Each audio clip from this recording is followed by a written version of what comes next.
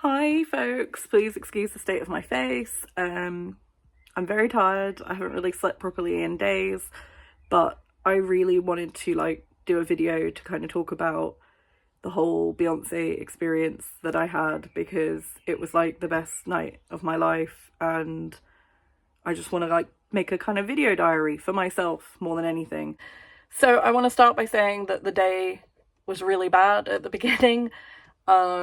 I won't really go into masses of details, but the long and short of it is they were booked under my friend Niall's name, but his last name on his Ticketmaster account was different to the name that's on his ID, because the one that was on his Ticketmaster is the one that he uses in his day-to-day life.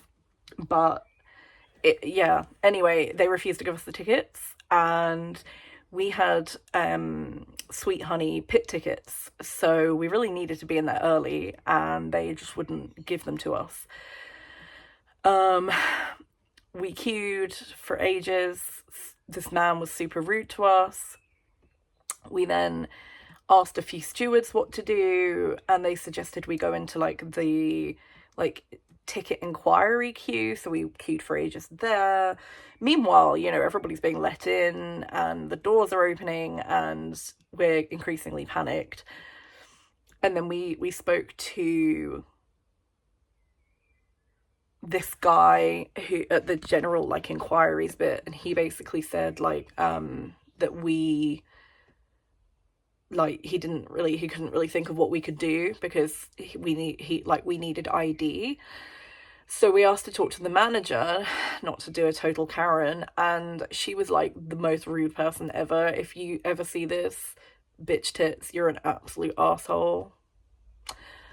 Learn some compassion. And it was just horrendous, basically. She was so rude, and she just kept saying oh, it's policy, blah blah blah. And I was saying, okay, but you're being really pedantic. You can see on my friend's ID, you can see his picture, you can see it's him, you can see his first name matches, it's just a last name difference, lots of people do it. And she literally said ordinary people don't do that or something. And I was like, no, mate. And my friend was like, excuse me, what did you say? And she changed her tune and was like, ordinarily people would, use their the last name on their birth certificate or whatever. She was just a dick, is the basics of it. So it was a bad start. Then we went off. My friend was in tears. It was really bad. We didn't think we were going to go, and basically we were locked out of our Ticketmaster accounts, both of us, by terrible coincidence, due to suspicious activity. It was just awful. But anyway, eventually my friend got in, did a live chat, and he spoke to someone who literally said, this isn't a lead booker event, and therefore you do not need to provide ID. So we then queued again to the ticket collection bit, and we showed them what Ticketmaster had said to us, and they gave us the tickets with no problem. So it was obviously that easy all along, and it just shows that they were just being pedantic. So whatever. We finally got let in, and we were a lot better, but shaken up, because by this point it was nearly 7 o'clock, and Beyonce was due to start at 7:30. So, and because we were standing, we were thinking, well, we're screwed now. So we got in. We dealt with a few very rude people in the pit, unfortunately. There were these two men who got very, very aggressive with us and basically told us, you can't just come in here and blah, blah, blah. And my friend very politely said, okay, but my friend is 5'2", she's tiny, please let her through. We weren't asking to push in front of them. We were just saying, could we just stand behind them? And they were like, no, we've been here all day. You can't just come in here now. And I was just we're all here to share the love that we have for this woman. Why are you being like this? It just felt very ridiculous. So we kind of moved further down, and we made some really nice friends. There were some really lovely people. Lots of people were setting up some sort of picnic on the floor, which really angered me because they were taking up so much space on purpose. But we were like, no, we're not going to let sour the experience. So we found our spaces and everything was fine. And the show started.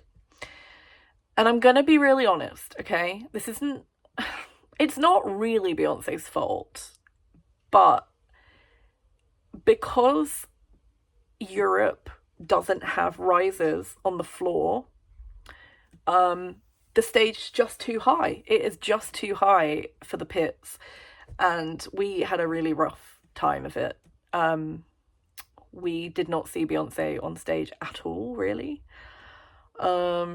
We just kind of watched the screens, which we could have done at home, like from the comfort of our beds. So like, it's lovely to be out there for the experience, but like, you know, we're wearing really uncomfortable cowboy boots and it really hurt, and we were in pain and being crunched by everyone else. So, you know, it wasn't a great time until the best moment of my life.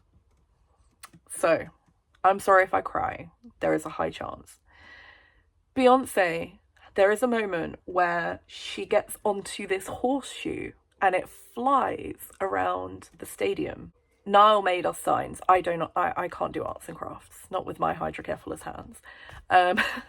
So Niall had made us signs. Niall's sign said, "Please blow Mary and Niall a kiss." And my sign said, and it's a little more raw, a little corny, but it said, "You saved me when my mum died." So Beyonce's on this horseshoe.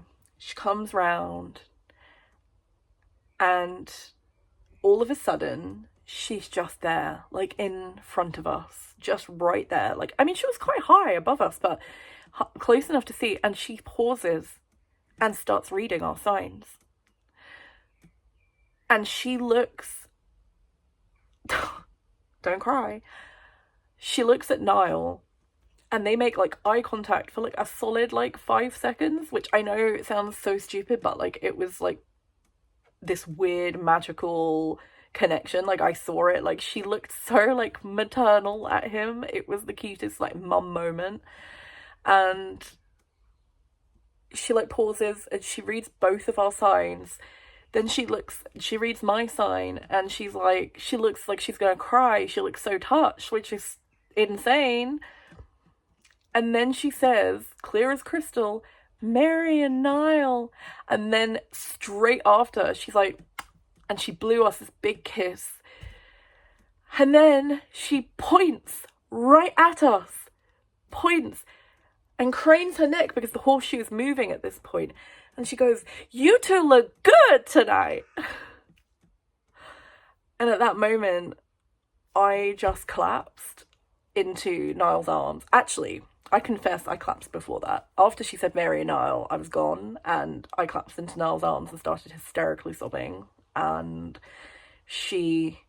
I missed her saying that. But luckily, TikTok has been a goldmine, and we also exchanged details with a few people in the pits, and lots of kind folks sent us videos. So there are so many different angles of this exact moment happening. She says Mary and Niall very quietly, but it is audible. And it was really weird because there was this one guy who was in the pit and I said to him like, "Oh, did you catch this?" And he was like, she wasn't saying anything to you, she was saying something to me. And I was like thinking, that's really weird, like it's not a contest. And I was like, oh, okay. And you know, I don't want to like rain on his parade. Like if he wants to think that is fine. But she literally said Mary and Niall. And that's not me being arrogant. She said Mary and Niall, and lots of people validated that and said, no, I heard her say it. And I was like, oh, thank God, because, you know, it was like, yeah. Other than that one moment, though, it was a horrendous night, I won't lie. Like, so much pain, so many aggressive people, and couldn't really see the show at all. However, we are going again on Monday, the 16th. This was the show from the Thursday the 12th. So we're going to go again on Monday, the 16th, and which is her last London show, night 6. And we've got seated this time because we want to actually see the show. And I think seated is the only way forward, unless you can get Club Hoedown, but that's like trying to get a golden ticket. So yeah, so that's the story. of how Beyoncé Giselle Knowles acknowledged our presence, and I'm totally normal about this. It's not like I'm just like staying up until 5 a.m. every day, like hyperventilating over this. Not at all. Oh. Now I'm gonna get really corny before I finish this and just say, like,